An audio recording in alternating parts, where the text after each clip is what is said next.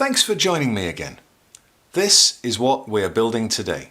It is a Supermarine Spitfire flap sleever, which you can use with either the Mark 9 or the Mark 1A flight controls that I have already released. This has taken a little longer than I thought to come together because it required the development of a brand new subcomponent. You're perhaps used to the Mag Hall series that I've used for axes and the Rutten series I've used for trim wheels. But this control required something new. What we needed was something that sends a single click to the sim when you lower the flaps and a different single click when you raise the flaps. For other aircraft, of course, flap positions could be at 10 degrees, 30 degrees and so on. So I also wanted a component that could be modified to generate multiple clicks at each of these points. All of this led to the development of the multi-click or the McClick. Although to be honest, the original inspiration for that name came from the winner of the online poll for the new British Antarctic survey vessel before it was properly named the Sir David Attenborough. Just Google Boaty McBoatface if you don't know about that one. The other complication with this product was that I needed a brand new mounting system for this and other instrument panel mounted controls. In fact, I've been building prototypes for about 18 months, so I'm very pleased to have settled on this system. It has 105mm of clearance from the desk, which is plenty to allow access to your keyboard. It also has clearance for a desk-mounted yoke for when we support GA aircraft. It is also designed with fixing points, so you could create an aircraft fascia for the Spitfire or other aircraft and fix it to these pillars. The mounting system puts the flaps at just the right position, and this render shows how it would look with a Spitfire instrument panel.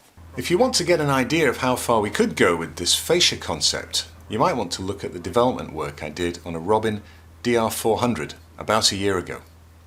Here's a quick snippet of it, and I'll link to it in the video below. There's a lot more coming with this system, so remember to subscribe if you haven't already. 4.7. So let's go over to the VOR. 114, we're on 114 already on the major. Yeah, you can see that. And let's go up to 0.7 on the minor. And then hit the frequency shift and you can see it kick in on the VOR. And now let's set the OBS. We want to come in on a radial of 30 degrees. AuthentiKit is a freeware project. We're creating flight controls for a wide range of aircraft with an initial focus on vintage warbirds, followed by vintage and classic general aviation.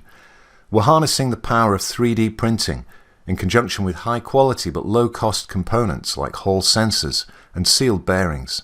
All flight controls can be assembled at your kitchen table with no workshop tools, no soldering and no metal work. You can source the parts yourself or third parties are providing kits of all the hardware as well as 3D printed parts. These flight controls are assembled from kits, and this video is the assembly guide for the flaps lever, which is part of a larger kit comprising the flight stick, the throttle quadrant, elevator and rudder trim wheels. And there's more to come, not just for Spitfires but for the Mustang P-51, the Mosquito fighter bomber, and we've also got some German flight controls in development. In the description below I've shown a link to the Spitfire page on the AuthentiKit website where you can download the assembly instructions as well as the parts list and all the files and other information you need. This is all free. Now finally, before I move on to the assembly, I hope you agree that this is a pretty cool looking flight control. I'm really pleased with the action of it, and it's not all that hard to assemble, as you're about to find out. So, how much do you reckon it costs to make this flap lever? Okay, it does depend on whether you have a 3D printer of your own or not, but if you do, you will probably get change from £10. Seriously, I've done the numbers on the printed parts. It comes to around £2 for those. And although I haven't confirmed what SimKit Supplies will charge for their kit of hardware, I estimate that it will not be much more than £5 plus P&P. If you don't have a printer, it won't break the bank either. According to my calculations, it's about 31 hours of printing, and if you're using our Get Some Help from a Mate or more formally, the recommended selling price scheme, it comes to £29. Honestly, I think this is why 3D printing is just so amazing for flight simulation. How could you get a high quality, never mind a replica flight control, for that kind of money any other way? Okay, I've kept you waiting long enough. Let's get started. We have our assembly steps. These are available in the download from authentikit.org. So even if you've purchased the plastic from one of the recommended selling price suppliers, you'll still need the download to get this information. That comes with the wiring diagram as well. I have some screws, some machine screws, the machine screw length measuring tool. That comes with Starter Kit A. So grab that if you don't already have it, and that will make sure that we use exactly the right length of screw, because some of these look very similar, but they're in fact slightly different lengths. And we have the printed parts and some hardware, little bits of hardware, not too much hardware this time. We will begin with the McClick device. So let me put that over here and start with step one. So that's the base, the McClick base, and we have our cork disc applied into that little center recess. Get it dead center. Okay, that provides the friction. Now these are tiny little things. This is a little rotating lever, and there are two pieces to it. There is the upper piece and the lower piece, and the lower piece has the hole all the way through, and they mate together. And what we do first is we press the micro bearing, which is this very tiny thing, into the McClick upper lever. So that little recess there. So we just press that in there, just hold it in like that. Now we start to thread an 8mm. Now this should be in this collection here. This is an 8mm M2. So the M2s are very small, and that's the 12. So it's the small one. The M2 8mm screw into the McClick lower lever. So that's this one here. So let's just start to thread that here, okay. And we put the second micro bearing over it, okay. And now we will screw together these two halves, the upper and the lower lever, making sure the outer bearing spins freely. Right, so we'll get to that in a second. So now we just need to press these together. See how that goes together? And now we need our PH1 screwdriver. You need a pretty small Phillips head for this, and that comes with the kit as well, that Phillips head PH1. Starter Kit A, that comes with. So we just need to fasten these together like that. Okay, now don't over tighten it. I can see there's a little bit of a gap appearing there as I'm sort of forcing it apart. That's good, okay. And the crucial thing is that bearing must spin freely. Nothing sticking. Okay, so that is now assembled. That's number 4. Screw the McClick upper and lower levers, making sure the outer bearing spins freely. Okay, now with the McClick screw head down, so that's the screw head I'm talking about, fit the lever to the McClick base. So that's what I'm talking about. And that happens with a 12mm, M2 12mm. So thread it over there, it goes to that hole here.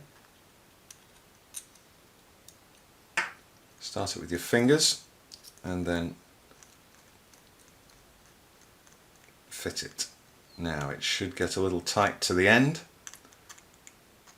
because being a tight fit is important. We don't want that screw coming loose, but more important is that this lever should spin freely.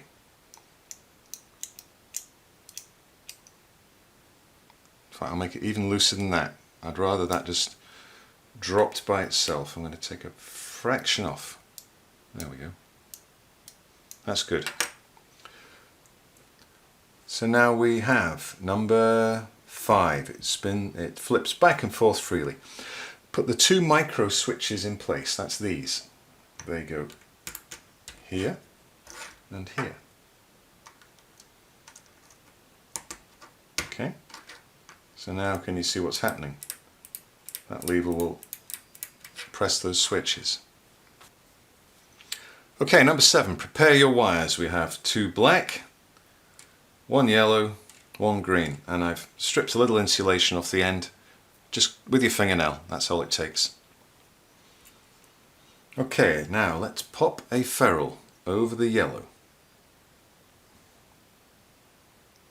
Is that a good one, or is that a little bit bent? That looks a little bit squished actually, that'll give us some trouble. Let's get a different one. There it is. Slide that over the middle pin on the right hand side. Okay, that's on. Carefully put that down. Now the black one. Now there's a slightly more wire exposed there than you want. It makes it harder to thread onto the pin if you've got too much. That's a bit better, about 4 or 5 mil. And then we put a ferrule on here. There it is. Black on the lower. Okay, carefully drop those down and crush those 2 wires. Perfect. Now the left hand side, green on the left. That's not too bad for a length. Thread a ferrule onto the green. Now I'm right-handed, so I'll be a little bit less dexterous on this side.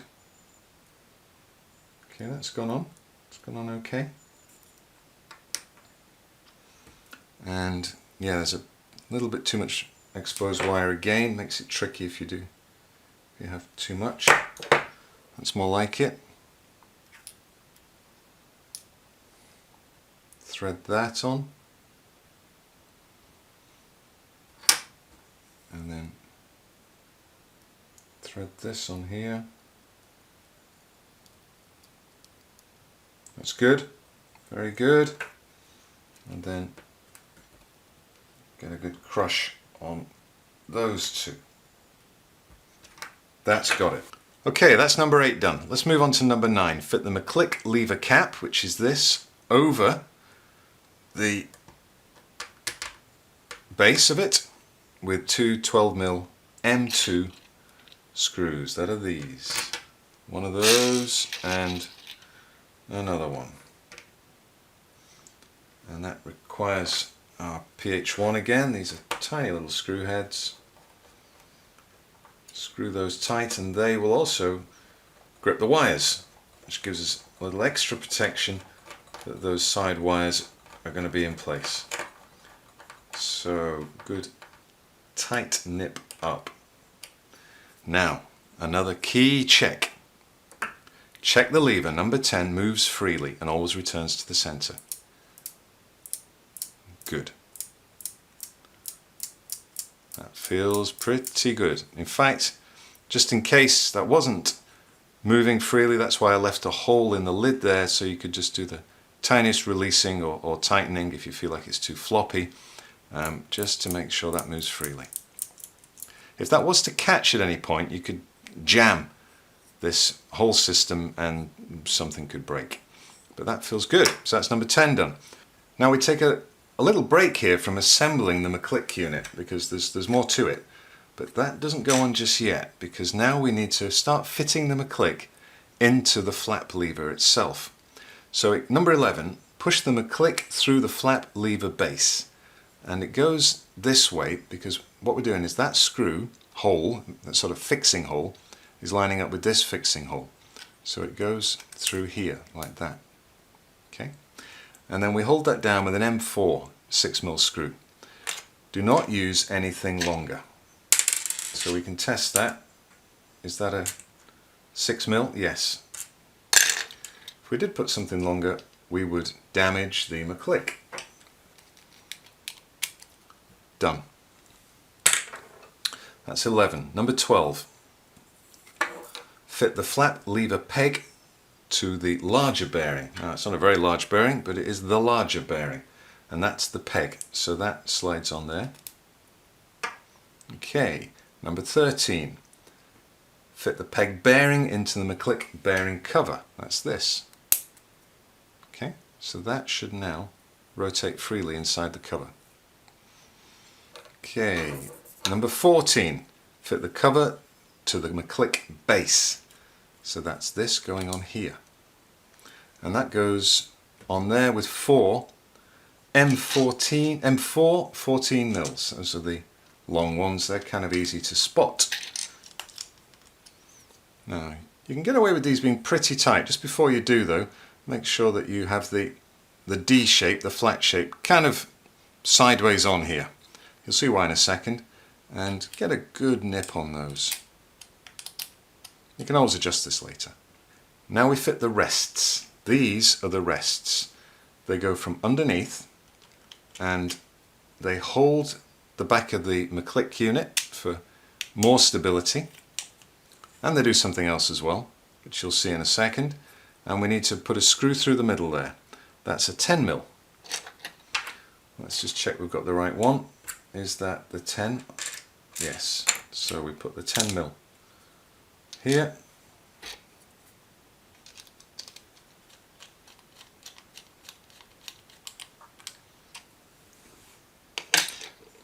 We're up to number 16, that's the flap lever itself. That goes over here. You can see there's a flat side to the center. It goes over there.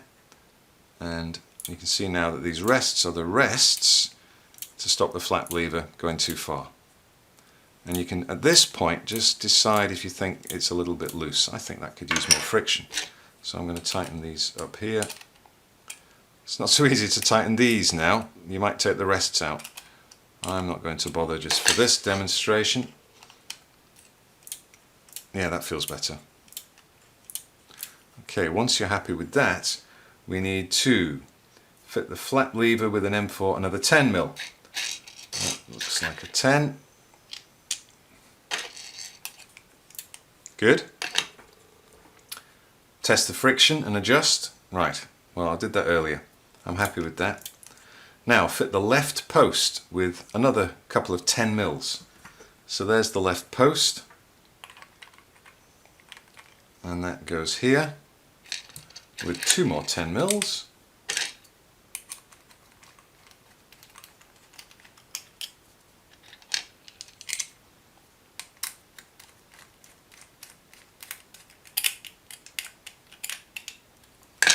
Okay, done.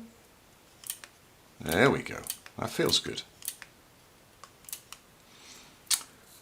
Not far off now. Now we join the black wires with an extra black wire via the M3 6mm flange screw. Now that flange screw is going here. So let's fit that in place now. So the flange means it's got this little sort of lip around the outside of the screw head. So I will. The advantage of a PH1 screwdriver, having just the right one, is you get this control over things. It makes it much easier. If you've got fat fingers like me, I find it a lot easier to do this sort of thing. Okay.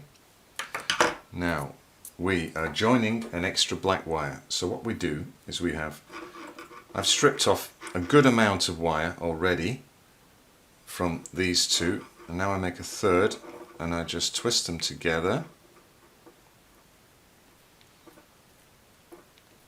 Like that, and then put a little loop like that, and then I put it around the back of this flange,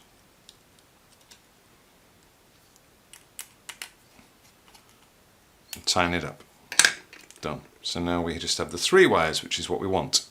Fit the flap lever base to the box front. That's the box front, that's the flap lever base. Now you might not know which way up. The way to work it out is, first of all, this oval shape comes towards you and these holes come underneath, and then you will want the flap lever like that, so that up is facing you, and then this lot goes in here. So we just have to thread a few wires through, get these out of the way, And you see there's a couple of, in fact I'll take this off now, you see there's a couple of notches here. Those notches are to allow space for these wires.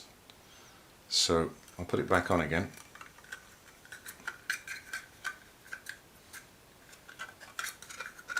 You just sort of fiddle with it, but bear in mind that if you, there we go.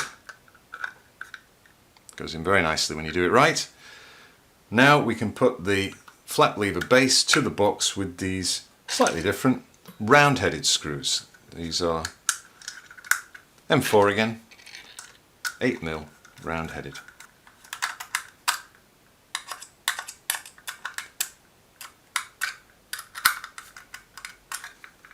There we go. That's great. Okay, let's put the time for the RJ45.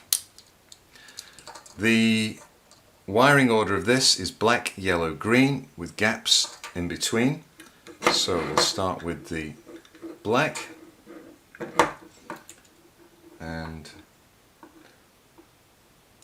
make sure that that just sits over the little tooth. So we'll look. Yeah, it's making good contact with the tooth there. Then yellow.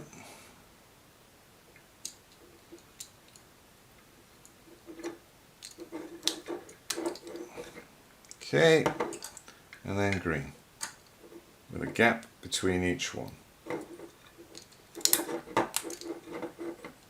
Black, yellow, green, very good. Now, here's the back to the box. There are some countersink recesses on the back here. They're going to go to the outside, so we pop this through. That's the way up. Yep. So with the little notch at the bottom, pop that in there, like that. Wires in, M4 countersunk.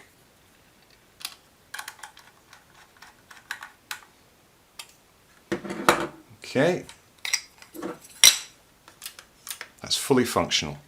Okay, this is how we mount it. We use this dovetail bracket and it goes like that with the opening at the back, and that uses 6mm screws.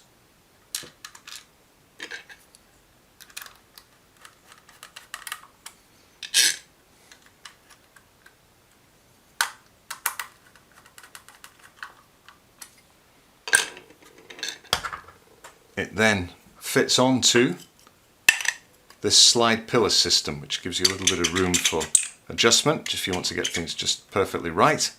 It fits on like this, and what we need to do here is fit the slide pillar to the slide grip with a couple of M4 14mm. That's what these are. I'm just going to sit that flat to the bottom for now because I find that was right for my setup. And that goes onto here, and we're almost there. There's just a final thing which I've not got on my list here, which is that in order to fit this to the instrument panel mounting system, which is a crossbar which goes through here, we need this Allen head M5 and an M5 nut. We just put that there, hold it loosely for now. A Supermarine Spitfire flap sleever. Now that concludes the assembly of the flap lever, but as I haven't yet done a video on the instrument panel mounting system, I'm also going to cover that quickly now too, and also the wiring for the universal hub, both of which are pretty quick and easy. I'll start with the universal hub. The wiring is just the same as the elevator trim. In fact, the elevator and the rudder trim. And it's the same black, yellow, green that you can see here. So if you want more detail, take a look at the video for this elevator trim assembly and I'll link to that. Here I've prepared the RJ45 with the same black, yellow, green and a gap in the middle.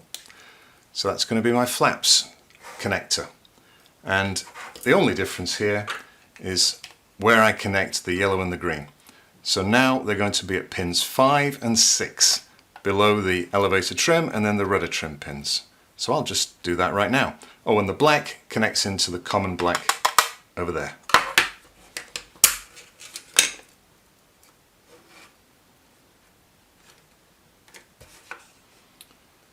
That's the yellow and the green in place.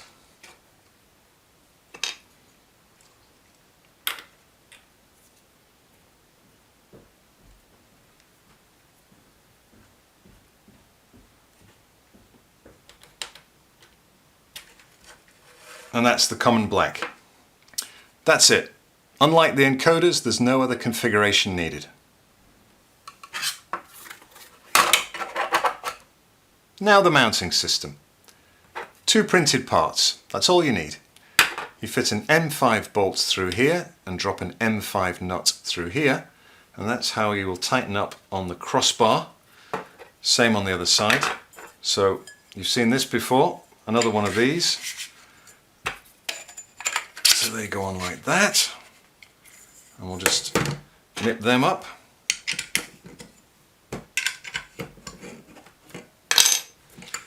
And then they clamp to a table.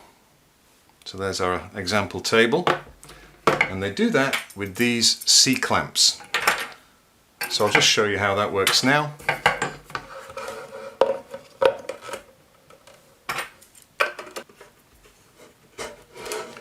There's one, there's another, a couple of C-clamps. So there's our table. Here's our flap lever. Let's just nip that up. And there we have it. And there's room to reach your keyboard. In fact, there's enough space to fit a GA yoke. A short 0.5 meter long Ethernet cable will connect that to your universal hub. Well, now I really am finished. Hopefully it will not be as long before I release my next video. And hopefully that will be this landing gear or chassis lever, though I do have a few other projects bubbling.